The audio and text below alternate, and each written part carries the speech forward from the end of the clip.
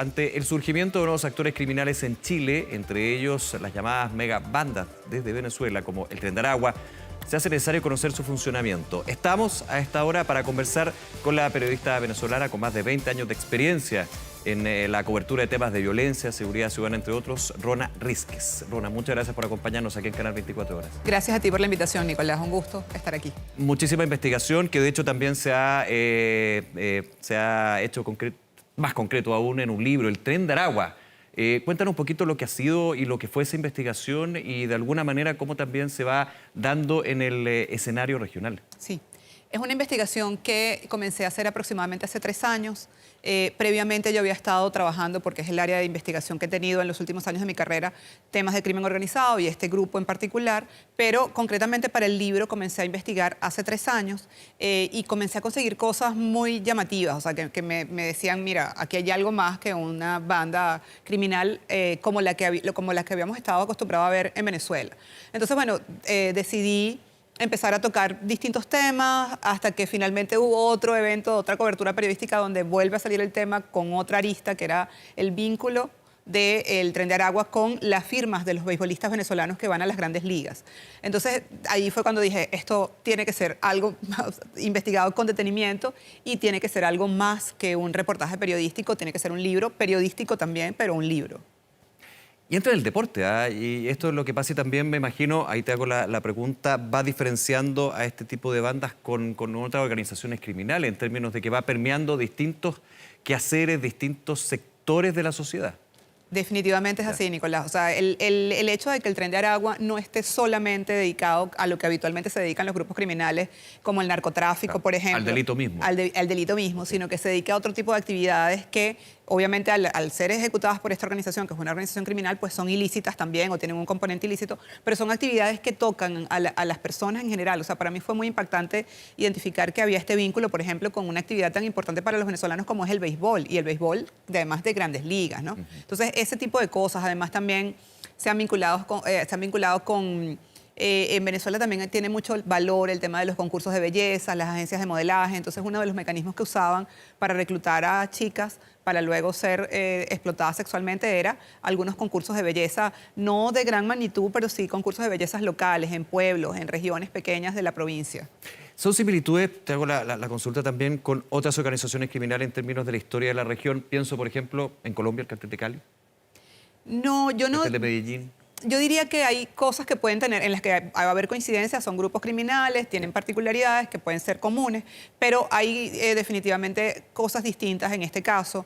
Creo que, por ejemplo, el hecho de que es una organización que todavía es muy joven, o sea, apenas tiene 9 años desde que se conoce con el nombre de Tren de Aragua y que haya logrado tener presencia en al menos 7 u 8 países de América Latina, ya es un elemento bien importante porque otros carteles, aunque eran muy poderosos, tenían mucho dinero, tenían un gran poder de fuego, pues operaban básicamente en Colombia y lo demás eran como ramificaciones para el movimiento de la droga, pero no tenían establecido... Socios internacionales, pero no sí, subsidiarios o filiales, como se puede decir. Exactamente. Okay. Entonces, el hecho de que el Tren de Aragua haya establecido células en países como Chile, como Perú, como Colombia, como Ecuador, es algo un poco, o sea, es diferente a lo que habíamos visto en otros grupos, y sobre todo porque además no son células como se pensó en un momento, que eran como una especie de federación o que ellos habían, una franquicia, perdón, donde ellos simplemente cobraban por el uso del nombre o algo así. No, son personas que eran dirigidas desde la prisión de Tocorón hasta hace un mes cuando esta prisión fue desalojada, pero eran dirigidas en toda América Latina desde esta prisión. Eso también lo hacía muy,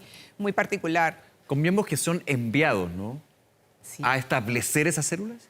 Son enviados a establecer esas células, ya. Así es. Ya. Esa es la información que yo logré identificar en la investigación que hice. Y que en los distintos países donde se ha expandido empieza, por supuesto, la ocupación del territorio, con otras organizaciones criminales que pueden tener una situación distinta en términos de la violencia, en términos de la estrategia, no sé, de esos elementos, ¿no? Sí, definitivamente el control territorial es una de sus características. Ellos controlan territorios, incluso cuando hablan en el caso de, por ejemplo, Chile, aunque no logran controlar un territorio como han controlado en Venezuela, amplio, un pueblo, un estado incluso completo.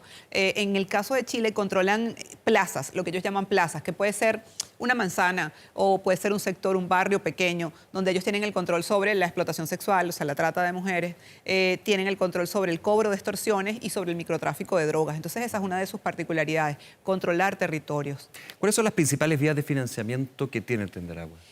El Tenderagua tiene más de 20 actividades que le generan rentas. 20. Sí, o sea, una gran variedad. Incluso acá en Chile las autoridades los bautizaron como un grupo multipropósito.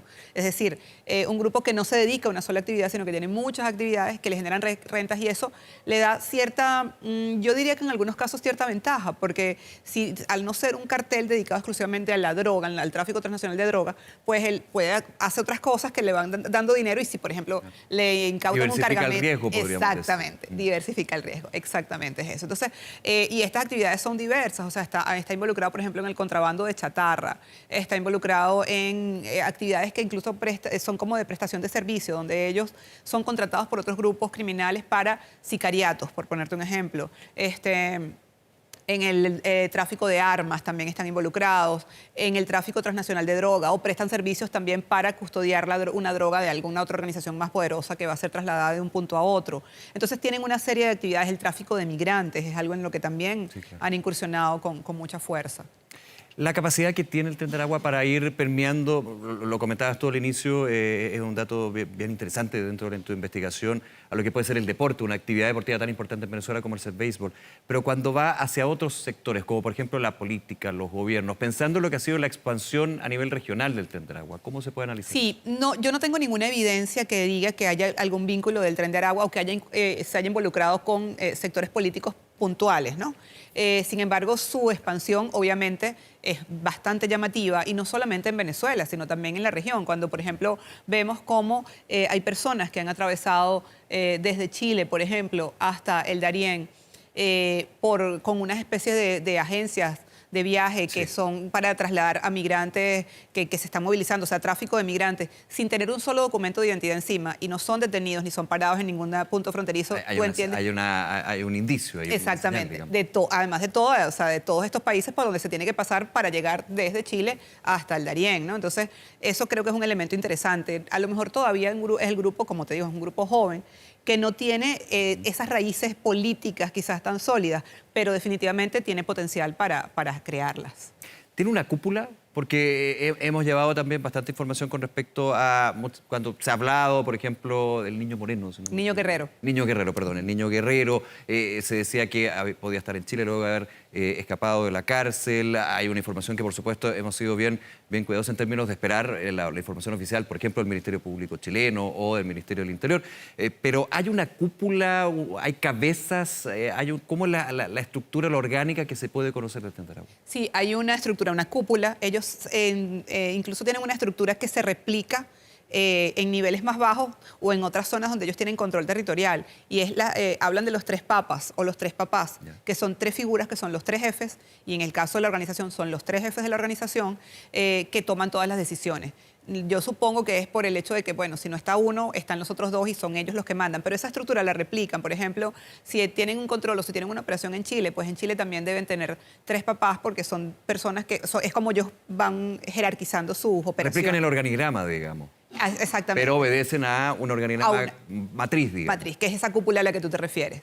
Sí, son tres hombres que son los tres hombres que lideran la organización y luego hay otros, varios, no sé exactamente cuántos, pero podrían ser entre 5 y 10 que también tienen un poder importante y que forman parte de esa cúpula.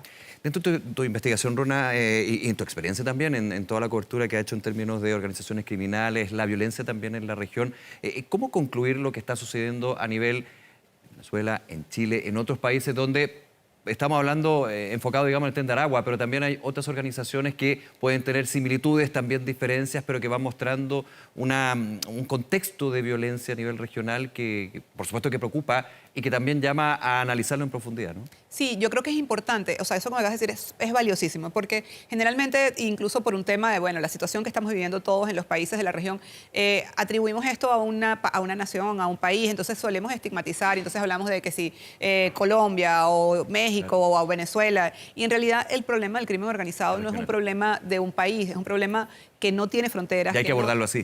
Exactamente, que no tiene nacionalidad y que hay que abordarlo así. Y tiene que haber cooperación entre los gobiernos de todos los países y entender que es un problema que son unas redes que atraviesan todo el continente e incluso más allá del continente, y tenemos que pensar en eso. Claro, porque en Chile hemos escuchado mucho el concepto de prácticas importadas, pero independiente de venga o no venga, de si viene de algún lugar o no, son prácticas que se instalan y que tienen que ser abordadas por las autoridades, por la policía, desde ese punto de vista, desde lo que es el regional, la mirada regional, integral también. Integral, así es. Y cuando vemos esto de prácticas importadas, sí, quizás son cosas que acá no pasaban y ahora están pasando, pero también tenemos que estar claros en que estamos en un mundo absolutamente globalizado, donde las redes sociales, los medios de comunicación, ya ni siquiera los medios, o sea, todo lo que es redes sociales, todo este tipo de cosas, Instagram, Twitter, TikTok, no sé qué, todo se va replicando, todo se va reproduciendo, es muy fácil. Entonces, ni siquiera en ocasiones vamos a necesitar, va a haber un punto, y a lo mejor incluso está pasando ya, no necesitamos la presencia del Tren de Aragua en Chile para que se repliquen prácticas del Tren de Aragua en Chile, porque hay otros mecanismos para conocer esas prácticas y replicarlas en Chile. Entonces, creo que las autoridades tienen que tener eso claro, y pues los ciudadanos también, al momento de expresarnos y al momento de tratar de analizar esta situación, también debemos considerar que esto hoy en día es así, es muy fácil. De hecho, hay una hipótesis o tesis desde lo criminalístico, digamos, que me ha tocado conversar en varias entrevistas acá, desde esta guerra territorial, que puede ser con una célula en este caso Tren de Aragua, y grupos que ya existían, digamos, por ejemplo, aquí en Chile, y que van también tomando esa estrategia, esas prácticas delictivas o de violencia, porque finalmente van encontrando quién es el más fuerte, digamos. Claro. Va funcionando así, ¿no? Claro, entonces eso va generando como situaciones que incluso muchas veces los estados no están preparados para manejar. Preparados digo porque no hay conocimiento, porque son situaciones que además se van generando como novedades. Entonces creo que eso también es un elemento interesante. O sea, hay que estar también, creo, observando estas dinámicas. En el caso de Venezuela, las dinámicas de violencia y las dinámicas criminales han evolucionado y mutado muy rápidamente, y yo creo que también tiene que ver con toda esta dinámica rápida del mundo que estamos viviendo. Entonces creo que hay que pensar en eso cuando vamos a pensar en temas de crimen organizado y de las organizaciones de crimen organizado. O sea, en este momento estamos viendo cómo la cocaína, si bien sigue siendo una droga que es muy importante comercialmente en el ámbito criminal, pues ha bajado un poco la importancia y el valor de la cocaína. Aparecen otras drogas como el fentanilo. Exactamente. Entonces hay que entender que eso es una novedad a la cual hay que adaptarse en cuanto a cómo se va a abordar, cómo se va a manejar, cómo se va a investigar. Entonces creo que es un poco eso, ¿no? Ver que todo esto va cambiando muy rápidamente, y que pues hay que tratar de ver cómo se van a abordar este tipo de situaciones y cómo se van a abordar a estas organizaciones que operan definitivamente como grandes redes en toda la región. Rona, en este análisis se ve, se nota dentro también de tu reporteo y tu investigación que hay comunicación, interconexión colaborativa en ese sentido entre los estados, los gobiernos, las policías, abordando esta situación que estamos comentando? Mira, no había, en el momento que yo estaba escribiendo el libro, justamente no había, o sea, no existía comunicación entre los gobiernos. Lo que pude conocer haciendo entrevistas para el libro era que no había esta comunicación entre gobiernos, pero justamente esto ha cambiado. Yo creo que comenzó a cambiar un poco desde comienzos de año, y definitivamente está cambiando mucho más a partir de la toma de la prisión hace un mes, porque tengo entendido que se está enviando información desde las policías venezolanas a las policías de otros países de la región, y se está intercambiando información para poder identificar a las personas que pertenecen a organizaciones criminales. Esto es algo que no estaba ocurriendo desde hacía ya varios años, y creo que es una cosa que había estado de alguna manera dificultando la acción de los cuerpos de seguridad. Esto reciente, el tema de la cárcel fue hace un mes, exactamente. Y estamos hablando, me imagino, de un fenómeno que ya lleva años. Un fenómeno que lleva años, así es. No estoy haciendo una crítica, entendiendo la complejidad que tiene este fenómeno, pero sí uno dice, bueno, ahora después de este hito, podríamos decir, entre comillas, de toda esta historia, finalmente ya, a tu juicio, hay una mayor comunicación sobre este tema. Sí, y claro, hay un elemento allí también que a veces pues no consideramos, pero que tiene un peso, que es el elemento político. O sea, sí, claro, hubo una ruptura de relaciones entre algunos gobiernos de la región y Venezuela, y eso también definitivamente influyó en toda esta dinámica de intercambio o de compartir información. Entonces, eso incluso también pudo haber ayudado al fortalecimiento y a la expansión de organizaciones criminales en otros países de la región. Claro, que aprovechan esa deficiencia de la relación, digamos, esta brecha que existe, y finalmente ocupan ese espacio. Así es, aprovechan esa ausencia esa ausencia de información, que la información, como sabemos, es clave para poder avanzar, para poder entender, para poder identificar cosas. Y si no se tiene, es como que estás un poco, tienes un obstáculo allí más que tienes que buscar cómo resolver, ¿no? Rona, por último y agradeciendo una conversación muy interesante y también el trabajo que has realizado y compartes con nosotros. Muchos pueden estarse preguntando, desde tu mirada, específicamente el Tren del Agua, con la experiencia que tienes, ¿es más masivo en Chile? Recuerdo yo, se hablaba en el norte específicamente, luego Rancagua, en algunos lugares del sur. Son informaciones, hay de hecho algunos casos donde se hacen llamar el Tren de Aragua, somos el Tren de Aragua, y después se demuestra de que no lo son, digamos. Sí. Unos copycat, digamos. Sí, hay imitadores, total. Imitadores, sí. Yo creo que Chile fue, después de Venezuela, el segundo país con una presencia y con una operación más importante del Tren de Aragua. No me atrevo a decir en este momento si eso sigue siendo igual. Entiendo que las autoridades chilenas han tomado medidas, han tomado acciones que pareciera que les han funcionado. Creo que un factor importante es, por ejemplo, el hecho de que uno de estos líderes del Tren de Aragua que estuvo viviendo en Chile huyó justamente de Chile el año pasado al sentir que había una presión o una investigación policial en su contra. Entonces yo creo que pues sí tuvo una presencia importante, no sé si la tiene todavía, pero sí la tuvo definitivamente. Rona Arrizquez, nuevamente agradecerte. Vas a estar comentando, de hecho, esta conversación que tenemos en el Festival CIPER en la Universidad Diego Portales, así que también la invitación para poder compartir contigo tu experiencia sobre este tema tan terrible, pero que es bueno también abordar, y creo que eso es bien importante en lo que hemos podido conversar, ¿no? Vale, gracias Nicolás. Muchísimas gracias, que estés muy bien. Gracias.